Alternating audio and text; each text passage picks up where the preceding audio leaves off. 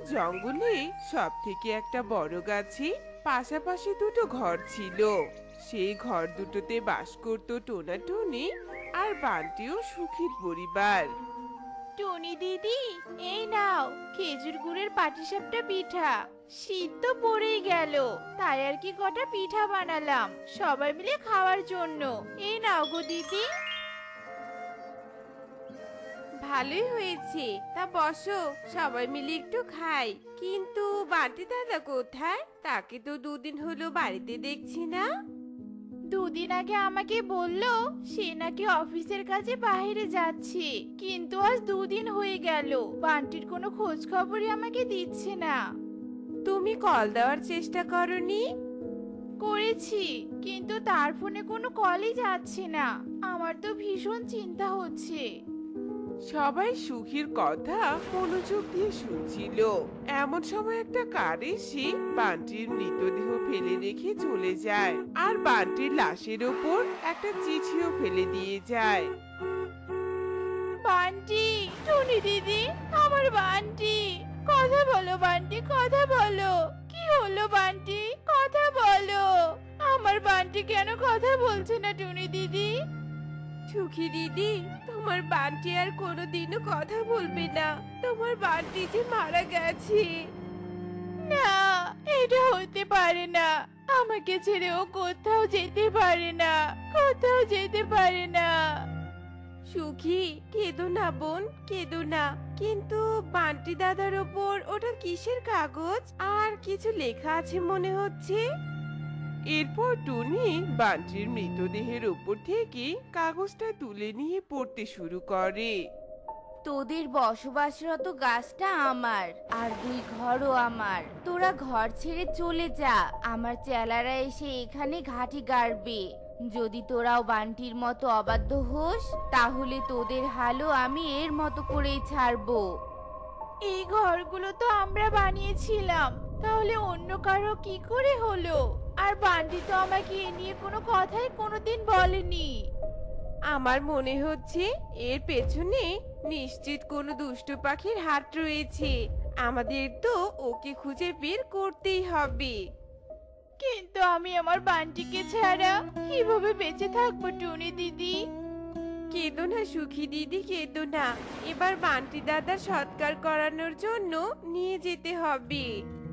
এরপর জঙ্গলের অন্যান্য পাখিরা এসে বান্টির লাশ নিয়ে শ্মশানে যায়, আর বান্টির ওরা সৎকার করায়। এভাবেই দেখতে দেখতে কেটে যায় বেশ কিছুদিন।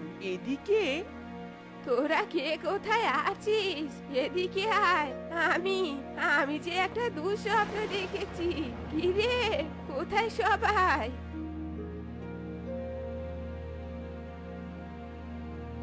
কি হয়েছে মিনু মাসি, কি হয়েছে বলো তো তুমি? আমি দেখলাম আমাদের পুরো জঙ্গলে একটা কালো ছায়া নেমে এসেছে, আর সেই ছায়াটা পুরো জঙ্গলকে ওলট পালট করে দিচ্ছে। আর শুধু পাশাপাশি জোড়া ঘর দুটোকে চাচ্ছে। আমি ঘর দুটো দিতে চাইনি, তখন আমার গায়ে আগুন লাগিয়ে দিয়েছে। আর জানিস, সাথে সাথে আমার ঘুম ভেঙে গেছে। এসব তুমি কি বলছো মিনু মাসি? সেদিনও হঠাৎ করে কে যেন বান্টিকে মেরে চিঠি দিয়েছে, আর আজ আবার তোমার স্বপ্ন। তাহলে কি সত্যি কোনো বিপদ নেমে আসছে এই দুই ঘরের জন্য? শোন, তোরা সবাই এখন থেকে অনেক সাবধানে থাকবি। আমার মনে হচ্ছে এসব কিছু ওই দুষ্টু আত্মার কাজ। ও চাচ্ছে সবাইকে বিভ্রান্ত করে পুরো জঙ্গলকে কেড়ে নিতে। এসব তুমি কি বলছো মিনু মাসি? কার আত্মা? আর কেনই বা পুরো জঙ্গল দখল করে নিবে বলো তো? না না, ওসব তেমন কিছু নয়। তোরা সবাই এখন নিজেদের বাড়ি ফিরে যা, আর একটু সাবধানে থাকিস, তাতেই হবে রে। না না মিনু মাসি, আমরা এক্ষুনি কোথাও যাব না। আগে তুমি বলো, কার আত্মার কথা বলছিলে এতক্ষণ? আচ্ছা ঠিক আছে, ঠিক আছে, তোরা যখন এত করে শুনতে চাচ্ছিস তাহলে শোন। এ অনেক দিন আগের কথা, তখন আমার বিয়ে হয়নি। আমি সবে মাত্র স্কুলের গণ্ডি পেরিয়েছি। তখন টুনি আর সুখী, জানিস জানিস তোরা দুজন, সেই সময়ই তোদের এই ঘর দুটো বানানো হয়। তখন এই ঘর বানানো হয় মানে? টোনা আর বান্টি তো বলেছিল ওরা দুজন মিলে ঘর বানিয়েছে, আর তারপরে এখানে আমাদের নিয়ে এসেছে। ওরা তোদের মিথ্যে কথা বলেছিল। আসলে ঘর দুটো ছিল এক নর্তকী মুন্নি পাখির। তাহলে সেই পাখি নিজের ঘর কেন ছেড়ে দিয়েছে? শোন তবে শোন, কেন ছেড়ে দিয়েছে। ওই দুই ঘরের পেছনে ছিল রকি টোনার বাস। রকি টোনা ওই নর্তকীকে ভীষণ পছন্দ করত।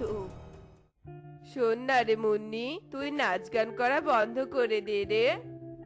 আমি যদি নাচ গান বন্ধ করে দেই তাহলে টাকা কোথায় পাবো? আর টাকা না পেলে আমি খাবার কোথায় পাবো?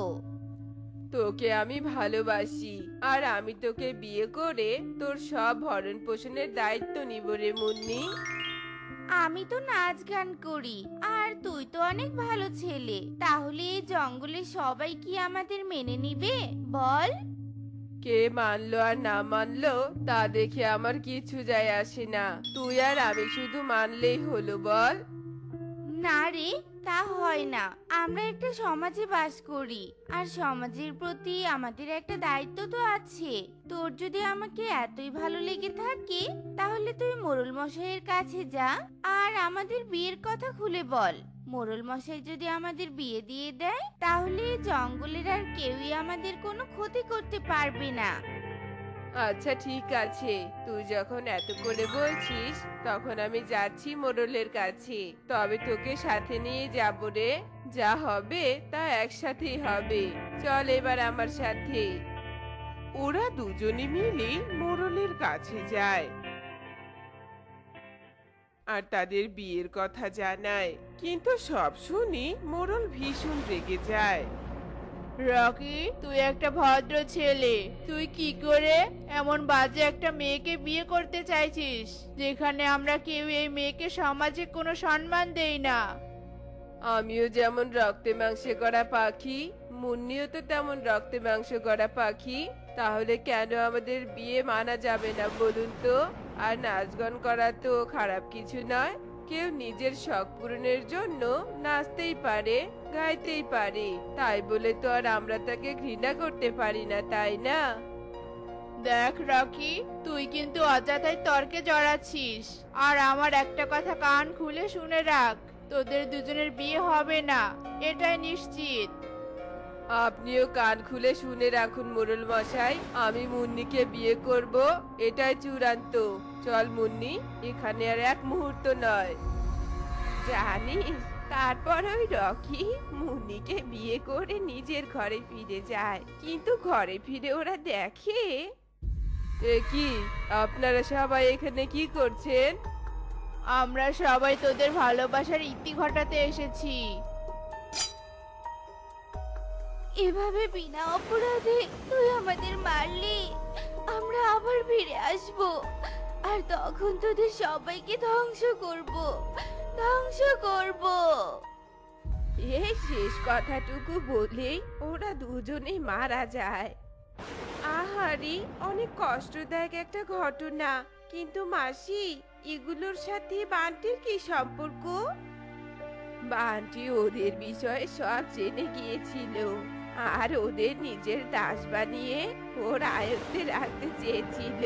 আর আত্মারা এই জঙ্গলকে ধ্বংস করে প্রতিশোধ নিতে চাইছে, আর তার জন্য ওদের প্রয়োজন ওই দুই ঘর।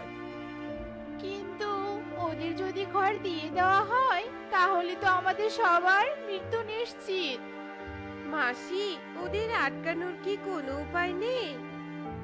একটা উপায় আছে, আর তা হলো ওই দুই ঘরকে পুড়িয়ে ছাই করে দেওয়া। মিনুর কথা শেষ হতে না হতে হঠাৎ করে চারিদিকে কালো অন্ধকার নেমে আসে। তারই মধ্যে দুটো আত্মা এসে প্রকট হয়। তোদের এত বড় সাহস, তোরা আমাদের বিনাশ করার কথা বলছিস? আজ তোদের সবগুলোকে আমি চিবিয়ে চিবিয়ে খাবো।